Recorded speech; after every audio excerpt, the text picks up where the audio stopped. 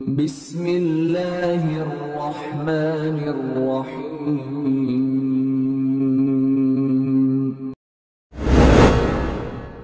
बिस्मिल्लाहिर्रहमानिर्रहीम।